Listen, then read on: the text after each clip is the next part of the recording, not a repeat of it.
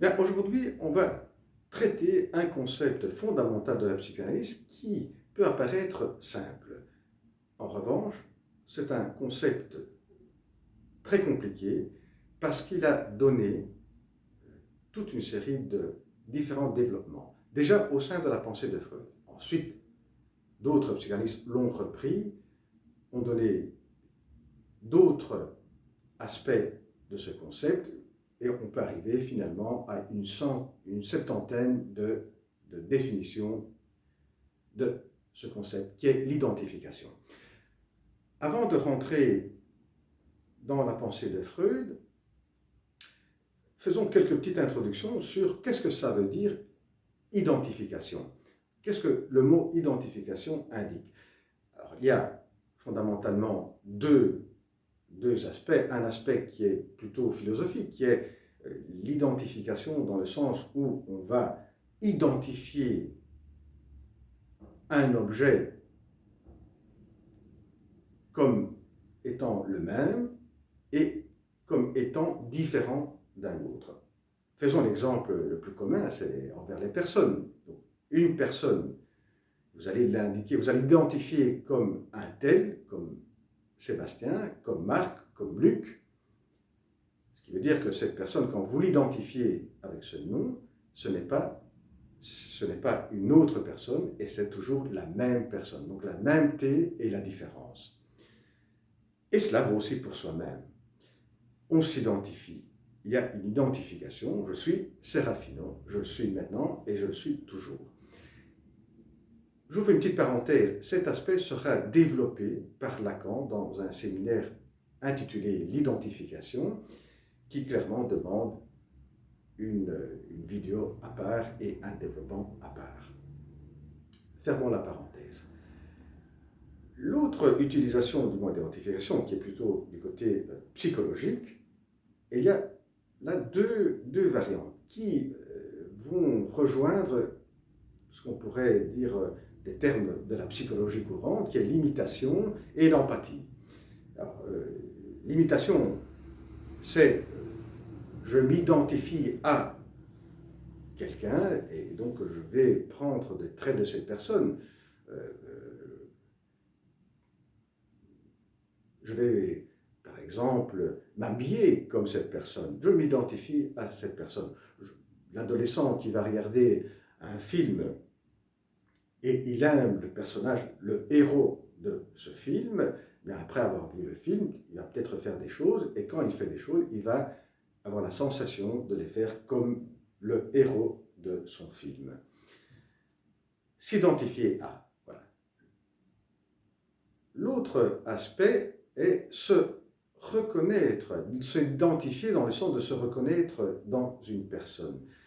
Faisons l'exemple que vous écoutez au journal télé un récit d'une personne et vous avez vécu cette même disgrâce, par exemple, même mésaventures, eh bien, vous allez vous identifier à cette personne parce que vous allez vous reconnaître dans cette personne. Voilà, s'identifier à une personne dans le sens de se reconnaître dans cette personne. Et comme je disais, ces deux aspects dans la psychologie courante peuvent être reliés au concept d'imitation ou d'empathie, bien qu'il y ait des différences importantes.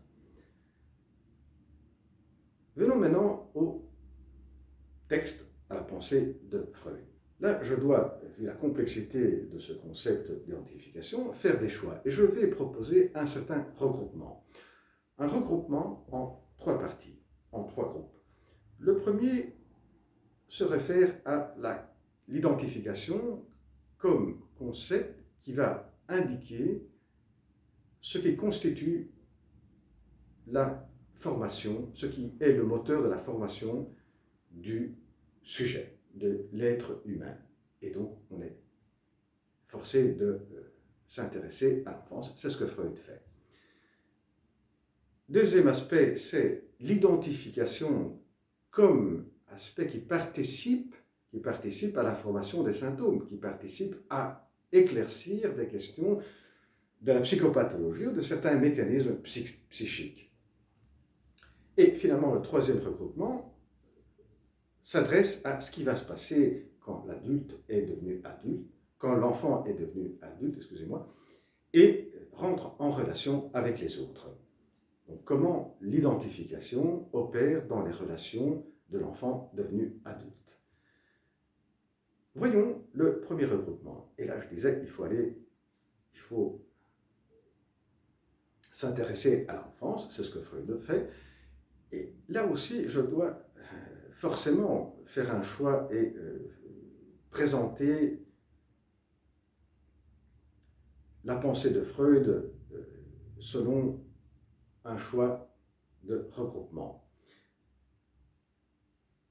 Eh bien, on va passer à la première étape qui est la relation entre la mère et le bébé, lorsque encore le bébé ne se perçoit pas comme sujet, ne perçoit pas la mère comme une personne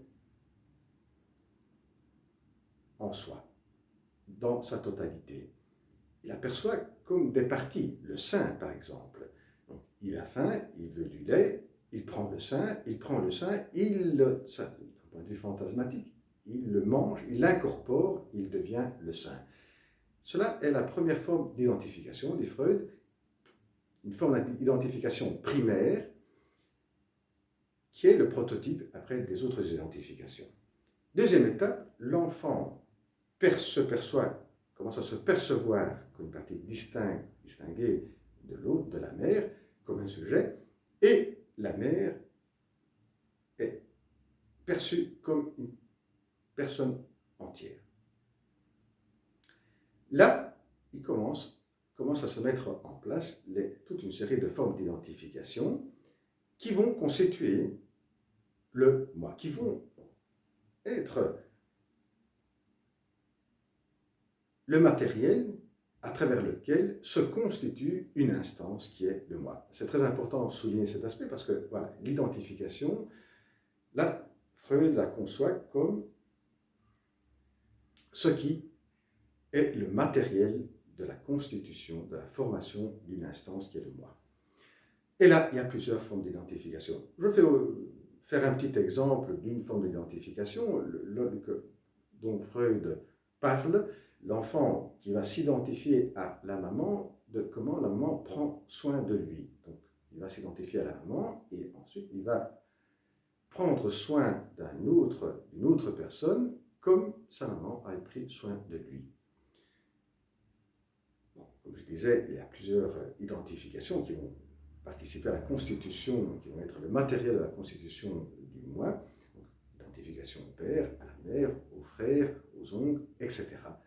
Et là, on comprend bien comment l'être humain n'est pas une unité. Il est un peu comme un théâtre, cela pour Freud, un peu un théâtre où il y a plusieurs personnages, plusieurs personnes qui se font entendre et quelquefois se bousculent pour prendre la parole.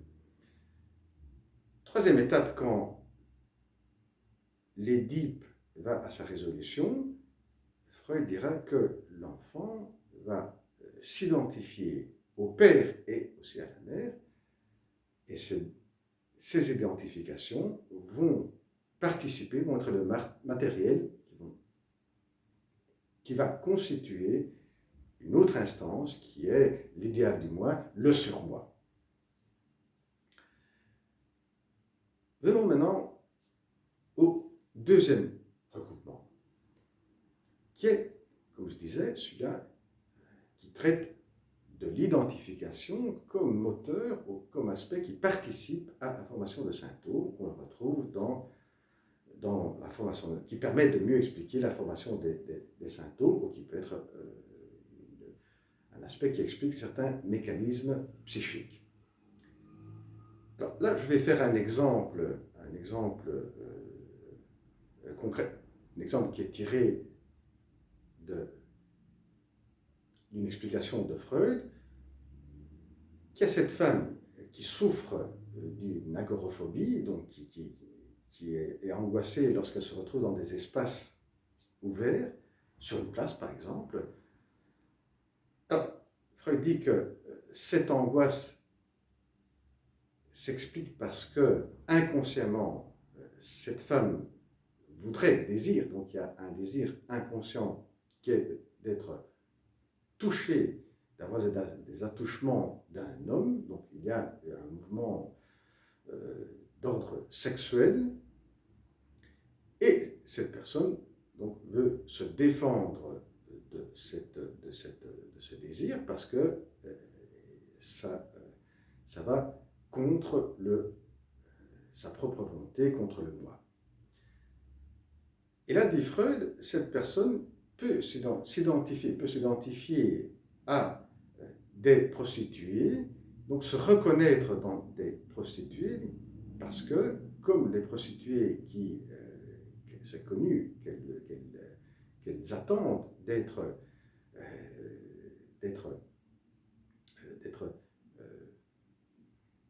invitées par un homme, eh bien, cette femme aussi se reconnaît, donc s'identifie à une prostituée, et du coup, elle veut se détacher, elle veut prendre les distances de cette prostituée, et donc fait tout pour ne pas être comme une prostituée. Et donc, quand elle se trouve dans une place qu'elle a un certain désir, elle a peur de ressembler et d'être comme une prostituée.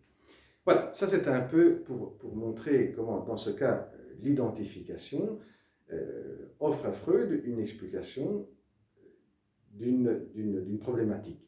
Et là, l'identification est une identification inconsciente et ça se situe au niveau du fantasme.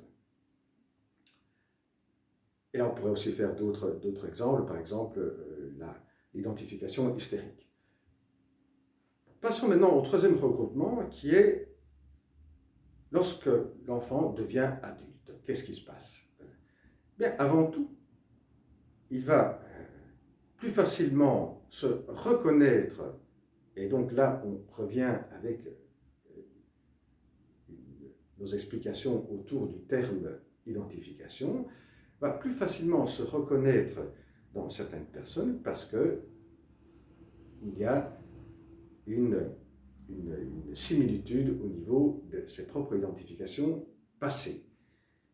Et là aussi, il y a d'autres mouvements qui se mettent en route, c'est-à-dire il y a des projections aussi qui se font. Et ça va participer aussi à toute une activité fantasmatique. Par exemple, il va plus facilement se reconnaître, s'identifier à une femme parce que cette femme lui rappelle pour certains traits la propre maman. Et cette femme pourra alors aussi plus facilement rentrer dans une activité fantasmatique, en ce sens qu'il pourra plus facilement la désirer. Mais il y a aussi toute une série d'identifications qui peuvent se mettre en route à l'âge adulte. Et là, je vais faire seulement un exemple que Freud fait et qui en parle dans son ouvrage qui est La psychologie des masses. C'est lorsqu'on est en contact avec un leader, ou bien dans certains régimes de dictature, quand il y a un dictateur, eh bien cela aussi peut se présenter par rapport à un dictateur. Mais faisons l'exemple qui peut arriver dans un régime démocratique, c'est de se retrouver avec un leader, une personne qui a une certaine influence, et on lui accorde cette influence. Par exemple, un leader d'un parti, on peut aussi voir un président qui a un certain charisme et donc qui peut fonctionner comme un grand leader. Et bien là, Freud dit que ce leader, qu'est-ce qu'il va faire? Il va prendre la place de l'idéal du moi. Là, c'est plutôt une incorporation. Alors là, ce serait intéressant aussi de voir la différenciation entre différents termes qui sont apparus dans le domaine de la psychanalyse, entre identification, incorporation, introjection, internalisation. Fondamentalement, on peut dire qu'il y a deux différences qui est donc l'identification comme incorporation, donc l'identification primaire, comme on avait vu le bébé et la maman dans la première étape, et que là, on s'identifie dans la totalité. Alors, le cas d'un leader, c'est cela. Il va occuper la place de l'idéal du moi et donc avoir une place très très importante. Là, on peut certainement s'identifier à certains traits du leader, prendre des traits du leader. Par exemple, pendant la période de Hitler, eh bien, la plupart se tenaient une petite moustache et cela donnait un reliement, une identification au dictateur qui était Hitler. Mais l'identification, au sens propre du terme, l'identification, se font plutôt entre les personnes qui ont le même leader. C'est-à-dire qu'entre les personnes pour lesquelles le leader fonctionne comme l'idéal du moi, eh bien, ils vont s'identifier entre eux. C'est-à-dire qu'ils vont se reconnaître entre eux. Voilà, il y a une forme d'identification. Et ce qui est très important, c'est que l'idéal est ce qui permet à chacun de se reconnaître dans l'autre. Voilà. Donc, cela est un peu le mécanisme. Et pour terminer, il y a un autre aspect très important que je l'ai un peu dit, qui est, si on veut dire, on pourrait faire un autre regroupement sur l'identification. Premier, c'est l'incorporation. Deuxième, constitution des instances du moi et du surmoi. L'autre, c'est les identifications qu'on a sans qu'on va constituer ni le moi ni le surmoi, qui sont par des traits. Et ça, c'est ce qui se passe surtout à l'âge adulte. À l'âge adulte, il y a continuellement des formes d'identification qui se font avec d'autres personnes, et on va prendre des traits d'autres personnes. Ce qui veut dire que l'identification, et sur ce point je vais conclure, et on comprend bien la complexité de ce concept, eh bien, est une partie du fonctionnement psychique qui agit sur plusieurs pans de l'être humain. Donc, c'est la constitution des instances, la constitution de ce qu'on est. L'autre, ça agit dans des formations de symptômes.